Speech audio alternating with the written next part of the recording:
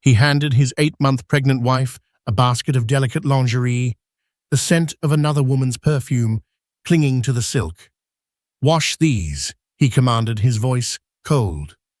The clothes belonged to his mistress, a woman he had just entertained in their marital bed. He thought his wife Jessica was too weak, too dependent to do anything but obey. He thought his secrets were safe within the pristine walls of their multi-million-dollar home in the exclusive community of Evergreen Heights. He was wrong. Because by morning, his betrayal wouldn't just be a secret, it would be a scandal known by all. The house on Silverwood Lane was a monument to Michael's success.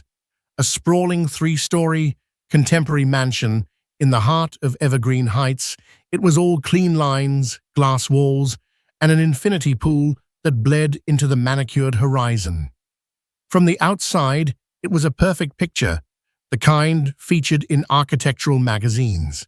To the neighbors, the surgeons, the tech moguls, the old money heirs, Michael and Jessica Sterling were the perfect couple to live in it.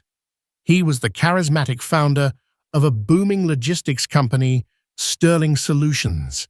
She was the beautiful, graceful wife, soon to be the mother of his first child. Jessica felt the weight of that perfection every day.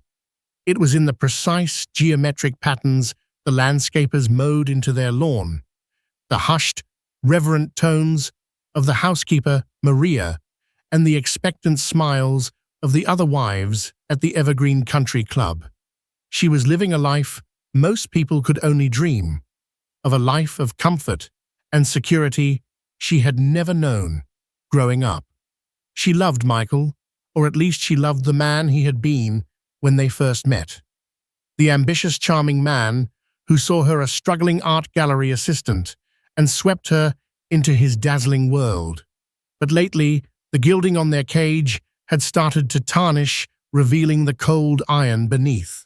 The change had been subtle at first, a slow erosion of warmth. Michael, once attentive and effusive with his affection, had become distant, his compliments feeling more like assessments.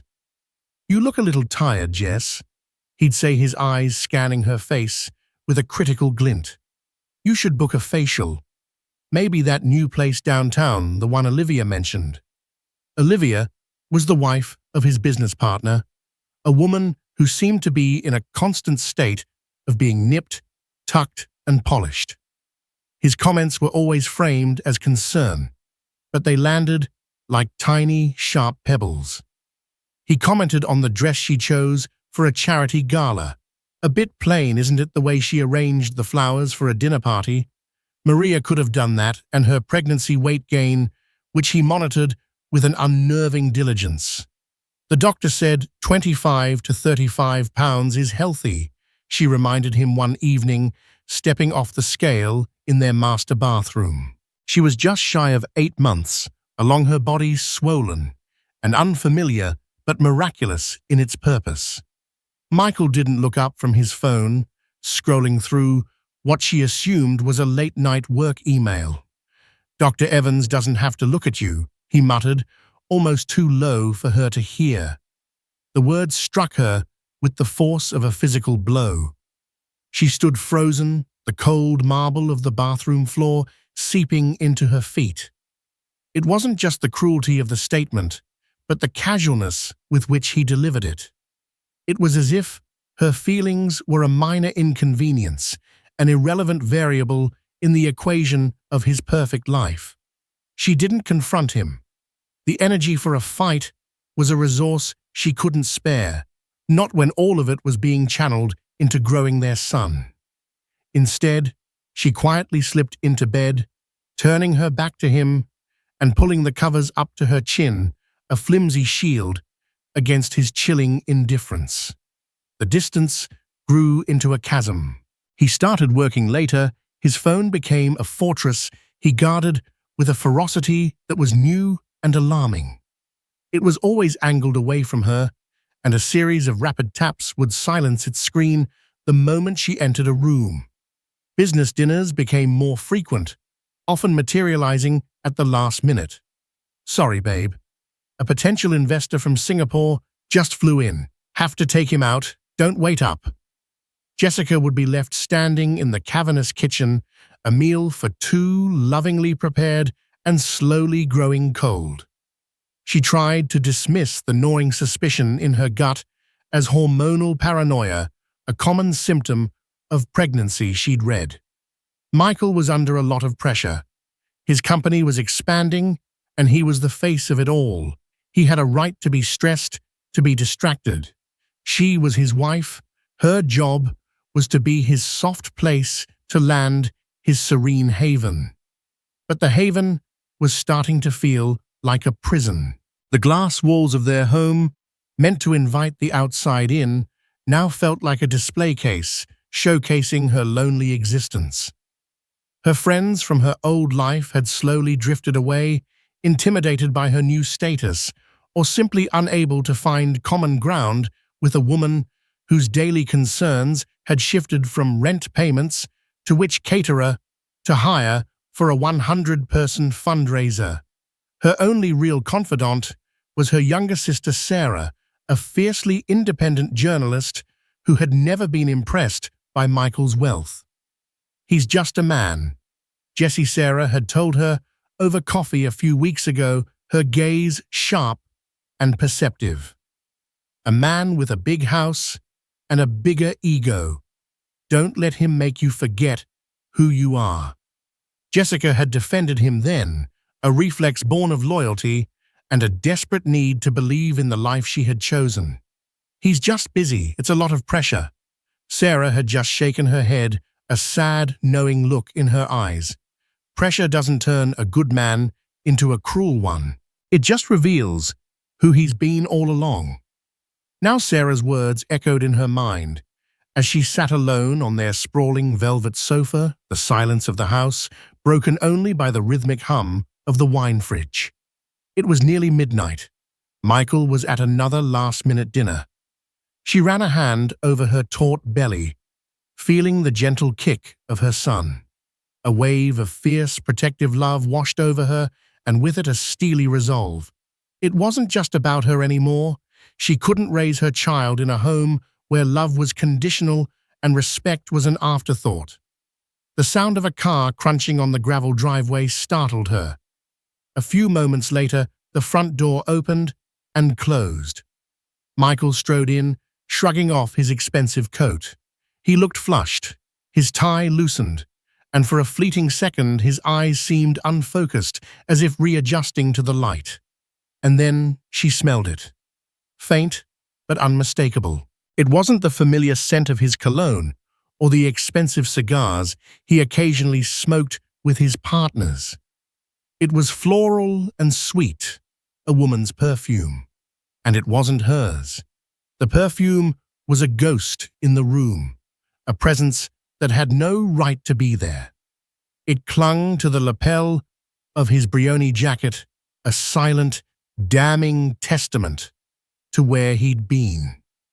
Jessica's heart began a frantic, painful tattoo against her ribs. All the little doubts, the ignored whispers of intuition, the dismissed red flags coalesced into a single ugly certainty. "How was the dinner?" she asked, her voice preternaturally calm.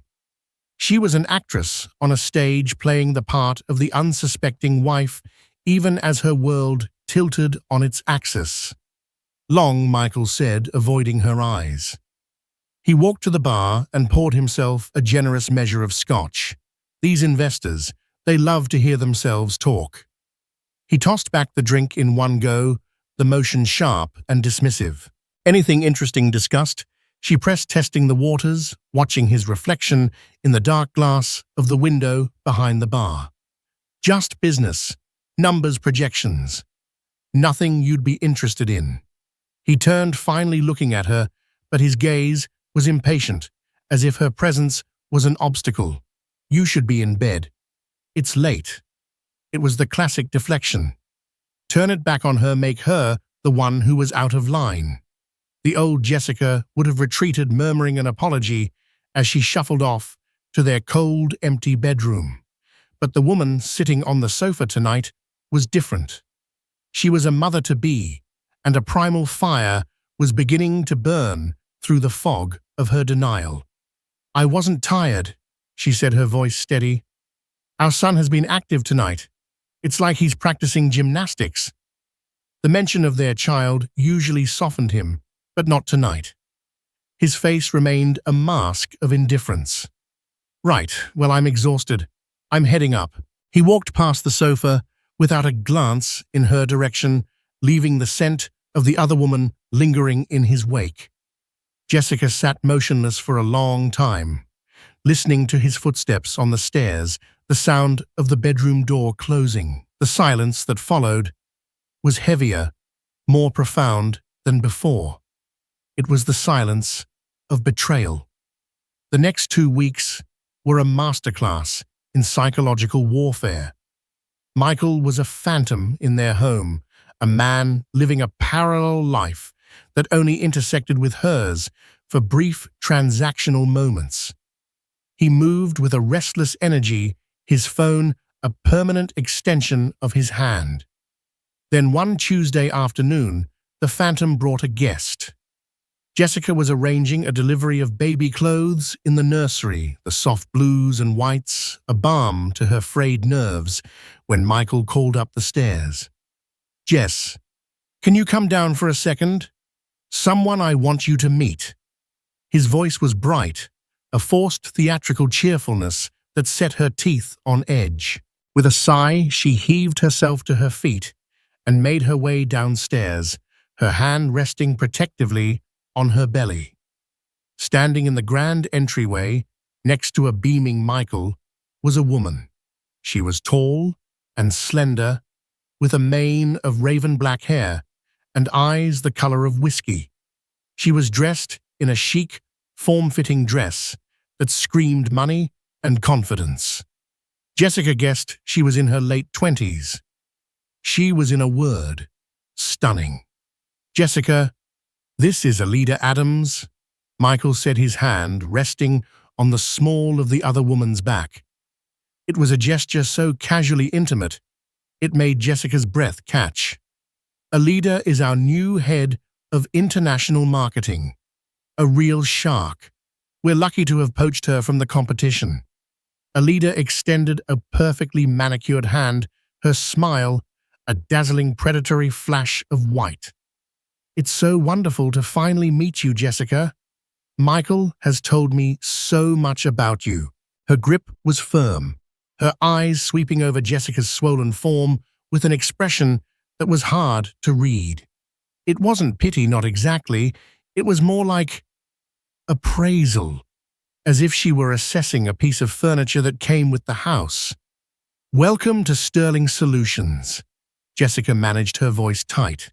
She pulled her hand back, feeling an almost physical revulsion.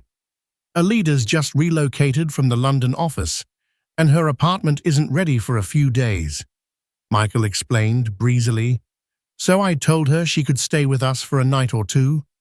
Use the guest suite. I hope that's okay." It wasn't a question. It was a declaration. He had brought this woman, this stranger, who smelled faintly of the same floral perfume from that night, into their home, into the space she had so carefully curated, the nest she was building for their child. Every instinct screamed at her to refuse to throw them both out. But the sight of Michael's challenging stare, his unspoken dare, froze the words in her throat. To make a scene would be to admit defeat, to confirm his narrative that she was hormonal, unstable, irrational. "Of course," she said the words, tasting like ash. "Our home is your home. Let me show you to the guest suite." The next 24 hours were a waking nightmare. Jessica was a ghost in her own house, forced to watch as Alida moved through it with an air of proprietary ease. She'd come down for breakfast in a silk robe that looked suspiciously like one Jessica had seen in a catalogue Michael had left open on his desk. She'd lounge by the pool, her lithe body a stark contrast to Jessica's heavy, cumbersome one. Michael, for his part, was a different person. He was charming, attentive, laughing at Alida's jokes, hanging on her every word. He was the man Jessica had fallen in love with, but his light was shining on someone else. The ultimate humiliation came that evening. Michael and Alida had returned from the office, their faces flushed from shared laughter. Jessica was in the kitchen, her back aching, trying to find the energy to make dinner. Michael walked in, but he wasn't alone. He was carrying a small, expensive-looking laundry basket. It was filled with delicate fabrics, silk lace, shades of black and crimson. He set the basket on the marble island in front of her. Alida had a bit of a mishap at lunch, spilled some wine. She needs these for a presentation tomorrow, and the 24-hour dry cleaner we use is closed for a family emergency, he said, his tone casual as if he were asking her to pass the salt. Could you wash them for her? Hand wash only. The instructions are on the tags. Jessica stared at the pile of clothes. She recognized the scent immediately. It was the perfume. The scent of her husband's betrayal now piled in a heap in front of her, waiting to be cleansed by her own hands. She looked from the lingerie to Michael's face, searching for any sign of remorse, any flicker of shame. There was none. His eyes were cold, hard, and expectant. He was testing her, pushing her to her absolute limit. Behind him, Alida hovered in the doorway, a picture of faux innocence. "Oh, you really don't have to," she said, her voice dripping with insincerity. "I can just buy something new in the morning." "Nonsense," Michael said, his eyes still locked on Jessica. "Jessica doesn't mind." "Do you, honey?" The word honey was a drop of poison. It was a public performance of a love that he had privately desecrated. In that moment, something inside Jessica snapped. The part of her that made excuses, that chose peace over confrontation, that swallowed pain. To maintain the perfect facade, it simply broke. She looked down at her swollen belly, at the life she was carrying.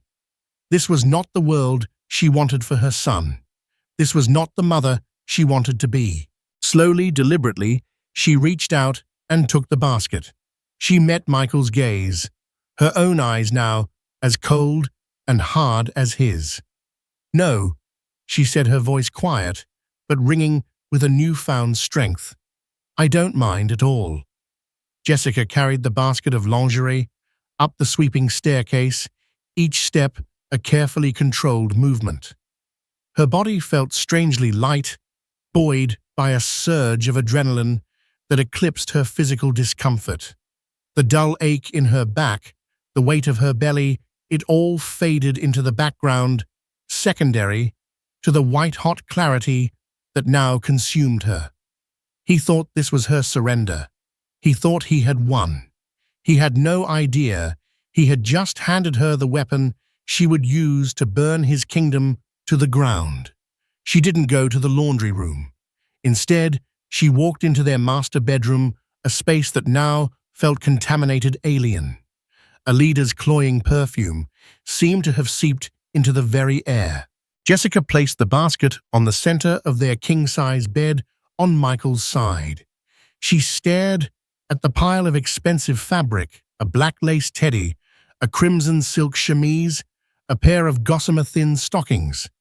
They were trophies from a conquest she was never meant to know about. For a moment, grief threatened to overwhelm her. A silent, hot tear traced a path down her cheek. It was a tear for the man she thought she had married, for the future she thought they were building. It was a tear for the child who would be born into a broken home. She allowed herself that single tear, that one moment of mourning. Then she wiped it away with the back of her hand. Grief was a luxury she could no longer afford. It was time for rage. It was time for a reckoning. She pulled out her phone and opened the contact list, her finger hovering over her sister's name. She paused. Sarah would be on her side in a heartbeat, ready to storm the castle with torches and pitchforks. But this was a war that needed to be fought with precision, not just passion. This wasn't just about emotional revenge. It was about survival. Michael was a powerful man, with powerful friends and a team of ruthless lawyers on retainer. A messy public outburst would only play into his hands. He would paint her as the hysterical pregnant wife, and the world would nod in sympathy for the poor, successful man trapped in a dramatic marriage. No, she needed to be smarter, colder, more calculated than he had ever been. She needed to dismantle his life with the same methodical indifference he had shown her. She wouldn't just expose him, she would neuter him socially and professionally. Her gaze fell upon the laundry basket again. The presentation tomorrow. A leader needed these clothes. Michael wanted her to wash them. Fine. She would wash them. But she would also add an extra step to the process. With a new sense of purpose, she went back to her contact list, scrolling past her sister's name to another one, Olivia Davenport. Olivia was the queen bee of Evergreen Heights. Her husband Richard was not just Michael's business partner, he was his primary investor, the old money pillar propping up Michael's new money empire. Olivia ruled their social circle with a perfectly manicured iron fist. Her approval could make a newcomer, and her disapproval could shatter a reputation overnight. She was a notorious gossip, but she valued loyalty and propriety above all else. She detested mess, and she despised scandal that could splash back on her and her husband. Olivia, Jessica realized, was not her friend, but she could be her most powerful ally. Jessica's plan began to form intricate and beautiful in its terrible simplicity. It had 3 phases. Phase 1, evidence. Phase 2, the seed. Phase 3, the bloom. She was currently in phase 1. She took the laundry basket into the master bathroom, its pristine white marble, a stark backdrop for what she was about to do.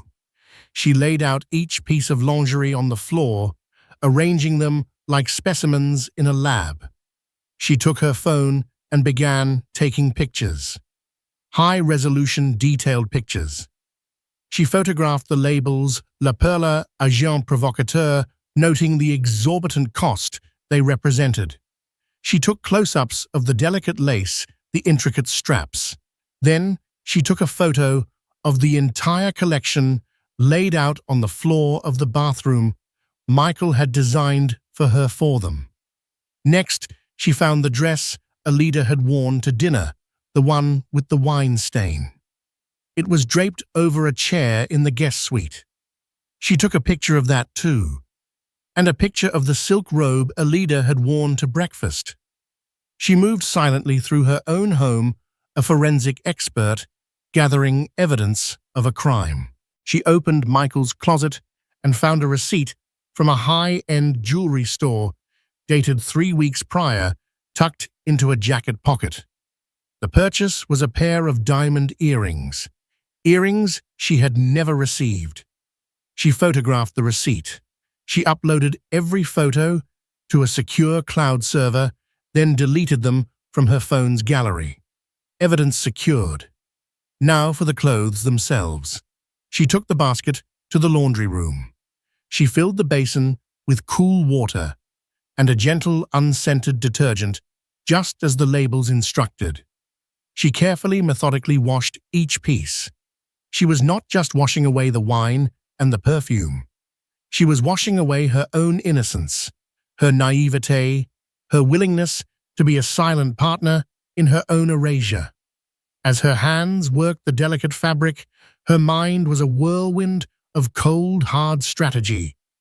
She rinsed each piece and hung it on a drying rack, ensuring there would be no damage. They would be perfect for a leader's presentation. But they wouldn't just be clothes. They would be messengers. Phase 2 would begin in the morning. She went back to her room, her heart beating with a steady, resolute rhythm. For the first time in months, she didn't feel tired or weak. She felt powerful. She slipped into bed, the space beside her, feeling not empty, but full of possibility. Michael came in an hour later. He didn't speak to her, assuming she was asleep. He checked the drying rack in the laundry room on his way up, and she heard the faint, satisfied sigh he let out. His little test had been passed. His dutiful wife had done her chore. He fell asleep quickly, the easy, untroubled sleep of a man who believed he held all the cards. Jessica lay awake in the darkness, watching the moonlight filter through the blinds. She thought about Olivia Davenport's weekly book club, which was, in reality, a high-stakes information exchange for the wives of Evergreen Heights.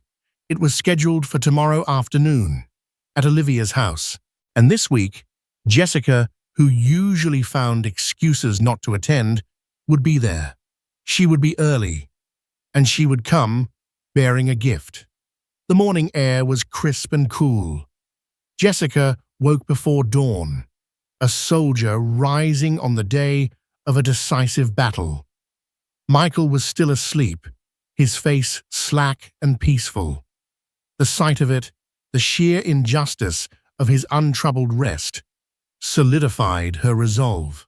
She slipped out of bed and went to the laundry room. The clothes were dry. She folded each piece with the precision of a boutique employee, a chilling reverence for the instruments of her revenge. She placed them back in the expensive basket, a Trojan horse filled with social dynamite. She found Alida in the kitchen, sipping an espresso, looking radiant and rested.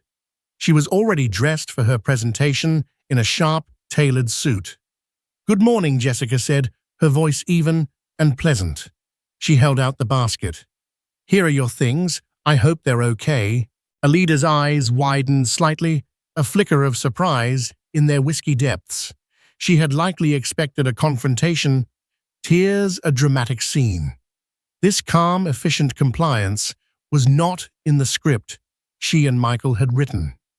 "Thank you, Jessica," she said, taking the basket. "You're a lifesaver." The words were saccharine, dismissive. It was no trouble at all. Jessica replied, her smile never reaching her eyes. "Good luck with your presentation. Michael has so much riding on it." She let that sentence hang in the air for a moment before turning to make herself some tea. Phase 2 began an hour later. Michael and Alida left together, their combined ambition and arrogance a palpable force field. Once their car was out of sight, Jessica went to her closet and chose her outfit with deliberate care. Not a dowdy maternity dress, but a chic, cream-colored cashmere tunic and matching trousers that conveyed elegance and serenity. She styled her hair, applied subtle makeup. She was not dressing as a victim. She was dressing as a woman in control. Then she picked up her phone and composed a text message to Olivia Davenport. "Olivia, dearest. So looking forward to book club this afternoon. I'm actually making a stop at that divine little French bakery near your house this morning to pick up some treats. Would you mind if I drop them off early, say around 11? I have a doctor's appointment later, and my schedule is a bit tight."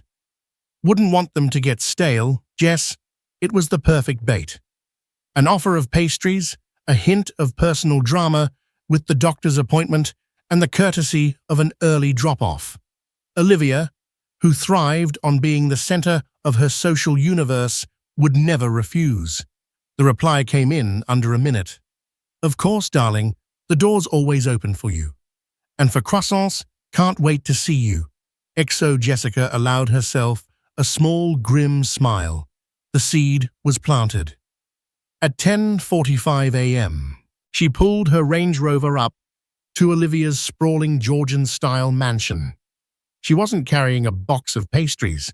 Instead, she carried a single, beautifully wrapped gift bag from an expensive local boutique. Inside the bag, nestled in layers of tissue paper, was the black lace teddy. Olivia opened the door herself, her face a mask of welcoming charm. "Jessica, you look radiant. Pregnancy agrees with you." "You're too kind, Olivia," Jessica said, stepping into the marble-floored foyer. "I know I'm early, but I wanted to drop this off.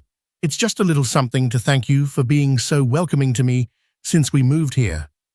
Olivia looked momentarily flustered, her social programming scrambling to deal with this unexpected gesture. "Oh, you shouldn't have. How thoughtful." "Please open it," Jessica insisted gently. "I just hope it's the right size." Piqued by curiosity, Olivia placed the bag on her console table and pulled out the tissue paper. Her perfectly plucked eyebrows shot up as she lifted the delicate black lace garment. She held it up, a confused, slightly scandalized expression on her face. "My goodness, Jessica, it's lovely, but I'm so glad you think so," Jessica said, her voice filled with a carefully crafted innocence. "I found it this morning, and I just thought of you. But now that I see it, I have the most dreadful feeling. I think there's been a terrible mix-up." She leaned in, lowering her voice to a conspiratorial whisper. "You see, Michael's new head of marketing, Alida Adams, is staying with us. She's wonderful, a real go-getter, but a bit disorganized. She asked me to wash some of her things last night, and I think I might have gotten her laundry mixed up with the gift I bought for you." "How embarrassing," Olivia's eyes, sharp and intelligent, narrowed. She looked from the teddy in her hands to Jessica's face. The gears were turning. A young, attractive female colleague staying over. A basket of expensive lingerie. A flustered, pregnant wife. "She's staying with you?" Olivia asked, her voice neutral. "Just for a night or two. Her apartment isn't ready," Jessica said with a sigh, putting a hand to her belly. "Michael is so thoughtful, always wanting to help his team. But honestly, having a house guest at nearly 8 months pregnant, it's a lot. And now this, I would just die if she goes into her big presentation today and finds a thank you gift for my friend instead of her unmentionables." She had laid the trail of breadcrumbs perfectly. The helpless tone, the feigned embarrassment, the name-dropping of Alida Adams, the mention of Michael's thoughtfulness. She was giving Olivia the entire story, but allowing her to feel like she was the one connecting the dots. "Oh, you poor thing," Olivia said, her voice now dripping with a newfound, fervent sympathy. She placed the teddy back in the bag as if it were radioactive. "Don't you worry about a thing. We'll sort this out." Jessica knew in that moment that Phase 3 had begun. The bloom. She left Olivia's house 5 minutes later, leaving the gift bag and the story behind. She knew exactly what would happen. Olivia would spend the next 3 hours on the phone. The story of Michael Sterling's house guest and her delicate laundry filtered through Jessica's lens of innocent confusion and pregnancy-induced stress would spread like wildfire through the fertile ground of the Evergreen Heights social network. It would be the primary topic of conversation at the book club that afternoon, each wife arriving armed with a new piece of the puzzle they thought they had uncovered themselves. "Did you hear Michael Sterling has some young thing from his office living with them?" He made poor pregnant Jessica hand-wash her lingerie. "Can you imagine the nerve?" Richard always said Michael had a wandering eye. By the time Michael and Alida returned from their triumphant presentation, the air in their neighborhood would be thick with judgment. The smiles of their neighbors would be a little tighter, the waves a little less friendly. The foundation of the perfect life Michael had built was about to crack, and he wouldn't even hear the sound until the whole structure came crashing down around him. Jessica drove to her doctor's appointment, a genuine one she had scheduled weeks ago, and for the first time, she felt the future wasn't something to be feared, but something to be seized. The book club was a massacre. Jessica didn't even need to be there to know it. By 4 o'clock, her phone began to buzz with feigned concern. "Jess, honey, just heard you've been under the weather, and with a house guest, let me know if you need anything at all." From a wife whose husband played golf with Michael. "Thinking of you, so admire how you're handling everything with such grace." From a woman she barely knew. The messages were coded, dripping with the delicious schadenfreude of the wealthy and bored. They were letting her know that they knew. The story had bloomed its thorny tendrils, wrapping around Michael's reputation with astonishing speed. Olivia had performed her role perfectly. Michael and Alida returned just after 6.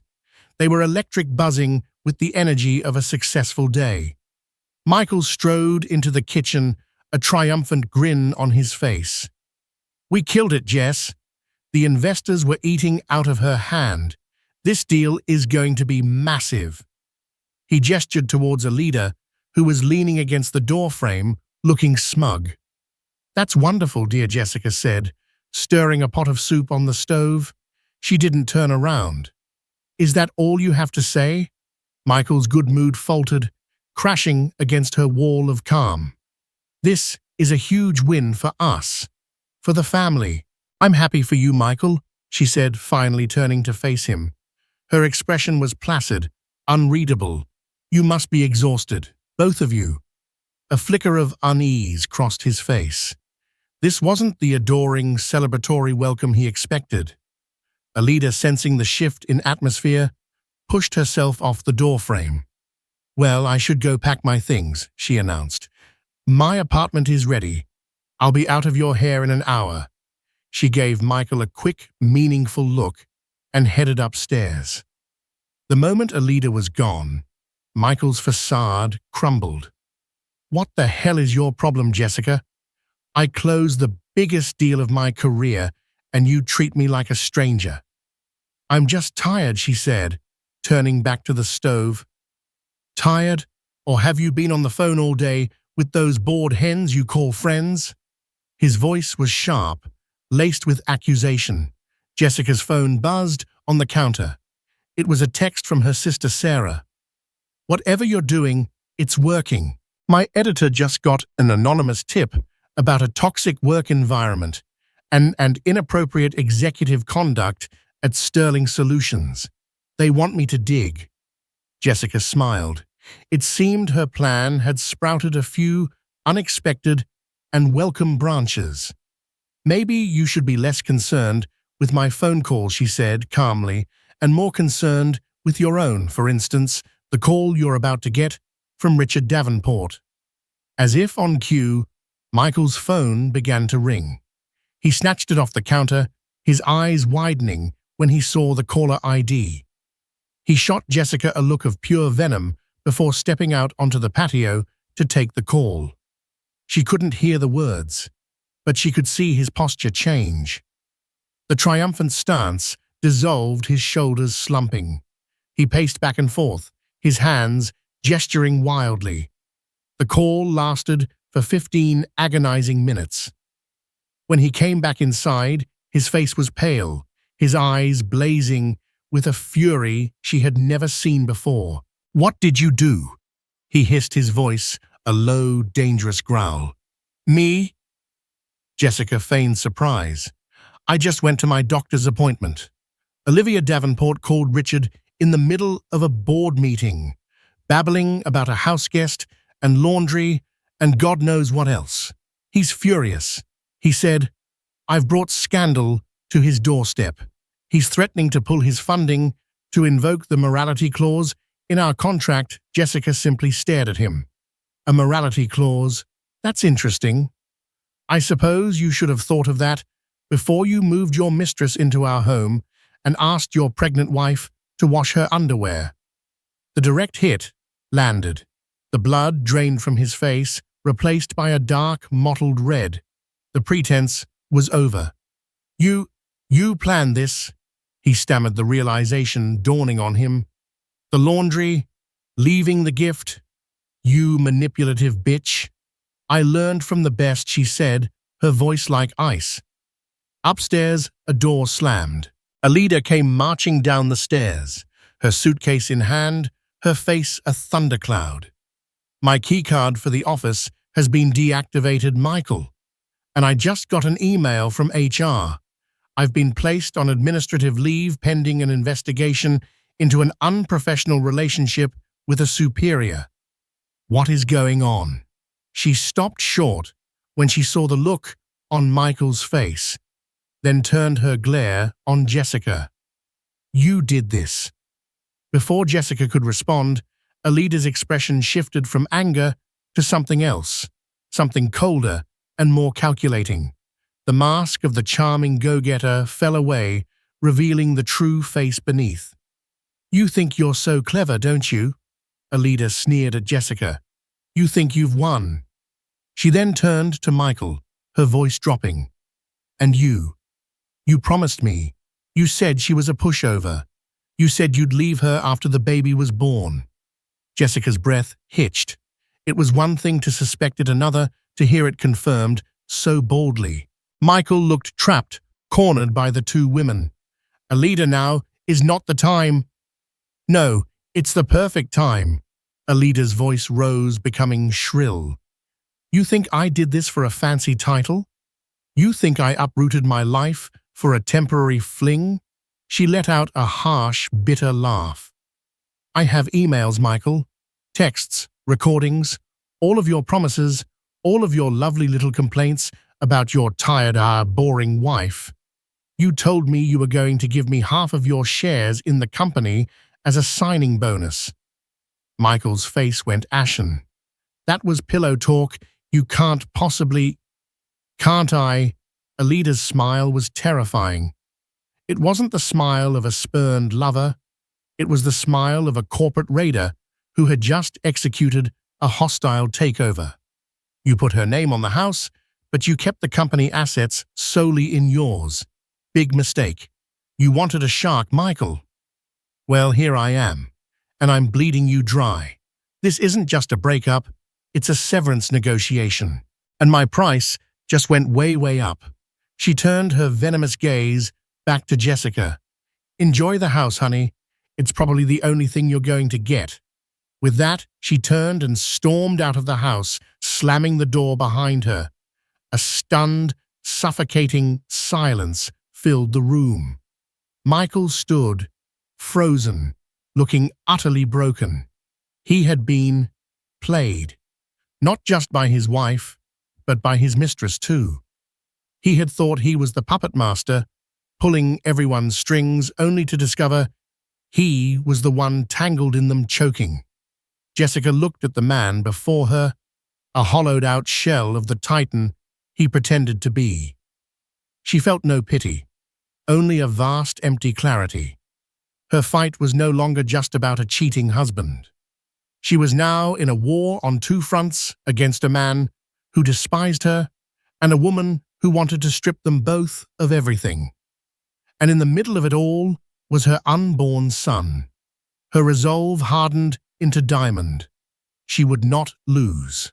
The days that followed Alida's dramatic exit were eerily quiet. Michael was a ghost in the house, rattling around in the empty spaces of his self-made catastrophe. He spent hours locked in his home office, his voice a low, angry murmur on the phone. The calls were not to investors or clients, but to lawyers. Jessica knew this because the first thing she did the morning after the explosion was hire her own. She didn't go to the slick corporate firms Michael favored. On Sarah's advice, she sought out Catherine Kate Reyes, a legendary divorce attorney known for her tenacity and her unyielding dedication to her clients, most of whom were women extricating themselves from powerful, controlling men. Kate's office was in a restored brownstone, downtown, a world away from the gleaming steel and glass of Michael's corporate lawyers. She was a woman in her 50s, with sharp, intelligent eyes and a no-nonsense demeanor that Jessica found immediately reassuring. "He let her move in while you were 8 months pregnant," Kate said, shaking her head as Jessica recounted the story. She wasn't just listening. She was absorbing every detail, every nuance of Michael's cruelty. And he asked you to wash her clothes. The sheer theatricality of the abuse. Judges do not like that, Jessica. They do not like that one bit. Jessica had brought her evidence, the photos of the lingerie, the jewelry receipt, a log she had secretly kept for months, detailing Michael's late nights and suspicious behavior. She also told Kate about Alida's final shocking declaration. Kate's eyes lit up at the mention of the company's shares. He promised her half his shares in writing. She claims to have emails and texts, Jessica said. "Oh, this is beautiful," Kate murmured, a faint smile playing on her lips. "Your husband, in his infinite arrogance, has created a legal paradox. He's facing a battle with his mistress over company assets, which will force him to disclose financials he would have otherwise hidden from us in the divorce proceedings. Alida is a piranha, but she might just be the best thing that's ever happened to your case. She's going to do half our discovery work for us." Kate's strategy was aggressive and multifaceted. The first step was to secure Jessica's immediate safety and stability.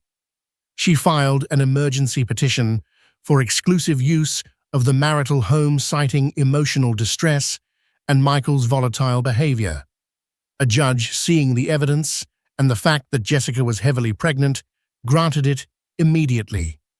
The day Michael was served with the papers was a study in impotent rage. He stood in the foyer, the legal documents trembling in his hand, his face a mask of disbelief. "You're kicking me out of my own house," he spat the words laced with venom.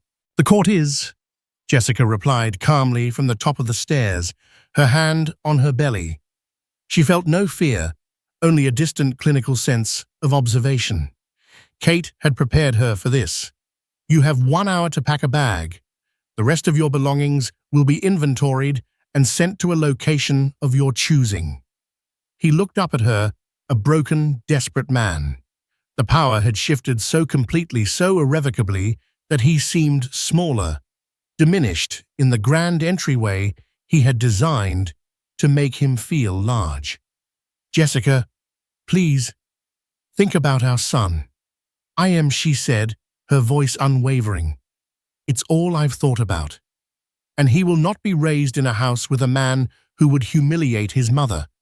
He will not be raised in a house where love is a transaction and respect is a weapon. He will be raised here with me, and you will provide for him. Generously." He left without another word, a single suitcase in his hand.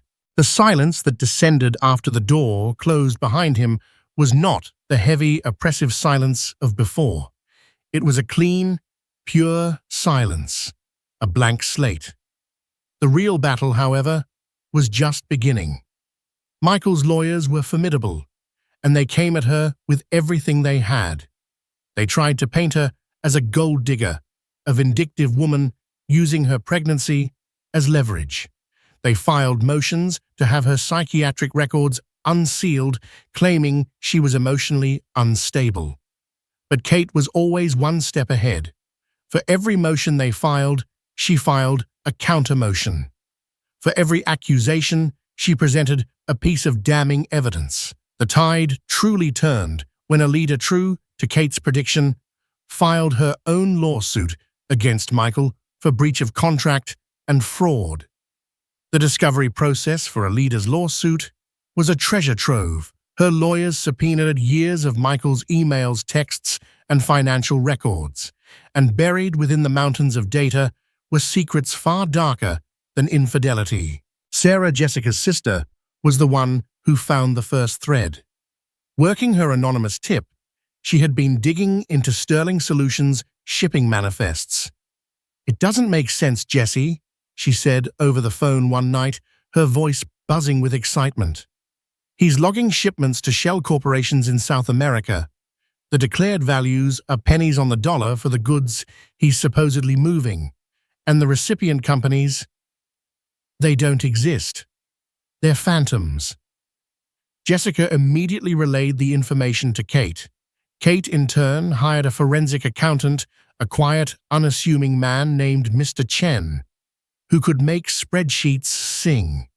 What he uncovered was a sophisticated scheme of over-invoicing, fraudulent shipping logs, and money laundering, all designed to hide millions of dollars in profits offshore, far from the reach of the IRS, and conveniently from any potential divorce settlement.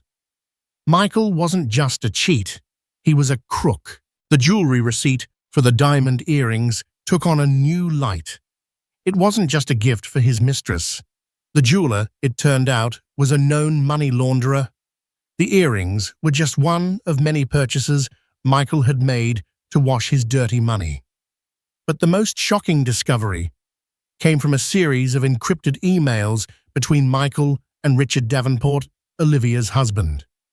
Jessica had always seen Richard as a victim in this, an unwitting partner caught in the splash zone of Michael's scandal. The emails revealed the horrifying truth. Richard wasn't a victim. He was a co-conspirator. He had known about the money laundering scheme from the beginning. In fact, he had helped design it. His old money connections provided the cover and the access Michael needed. Richard's fury over the Alita scandal wasn't moral outrage, it was panic. Jessica, in her quest for personal justice, had inadvertently stumbled upon their criminal enterprise and threatened to bring the whole rotten structure crashing down. Suddenly, the battle lines were redrawn. This was no longer a simple, albeit messy, divorce. It was a high-stakes conspiracy. Jessica was not just fighting for her and her son's future. She was sitting on evidence that could send two of the most powerful men in their community to federal prison. Kate called her into the office for an urgent meeting. Mr. Chen was there along with a former federal prosecutor who now worked with Kate's firm on high-profile cases. Jessica Kate said, her expression grim. "You have a choice to make.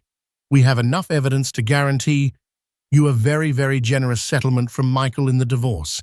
He'll pay anything to make this go away. We can take the money and run."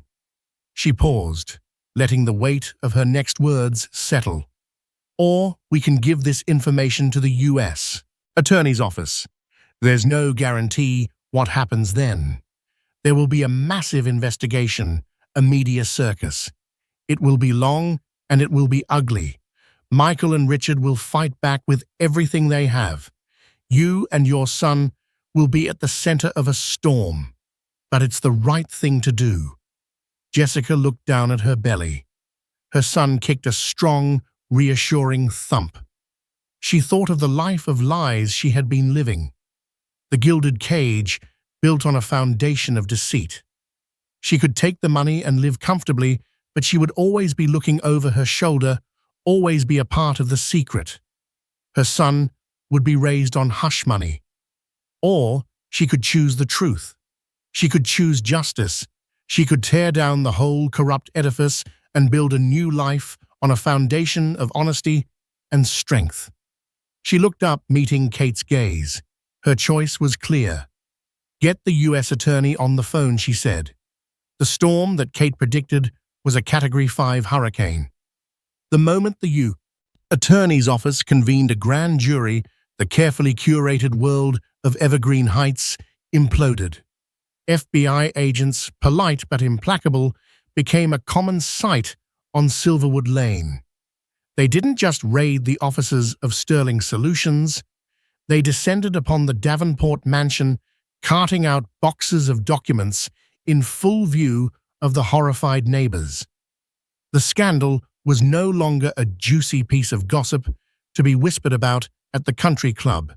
It was a front-page story in the Wall Street Journal. Jessica became a pariah and a reluctant hero all at once. Some of the wives she had known, terrified of the implications, crossed the street to avoid her. Olivia Davenport, facing the ruin of her social standing and the potential indictment of her husband, left a string of hysterical, threatening voicemails before disappearing to a spa retreat in Switzerland. But others, The ones who had also felt the chill of a loveless marriage or the sting of a powerful man's ego reached out with quiet offers of support. Her sister Sarah was a rock, her journalistic integrity vindicated, as she covered the biggest story of her career, a story her own family had broken wide open. Michael, facing both divorce and a federal indictment, crumbled. He tried to fight, but he was outmatched and outmaneuvered. A leader, seeing the way the wind was blowing, cut a deal with the prosecutors. In exchange for immunity, she handed over every last incriminating text, email, and recording detailing not just Michael's promises to her, but conversations she had witnessed about the financial crimes. Her testimony was the final nail in the coffin. Richard Davenport, leveraging his old money lawyers, also cut a deal, agreeing to forfeit a substantial portion of his assets and cooperate fully against his former partner.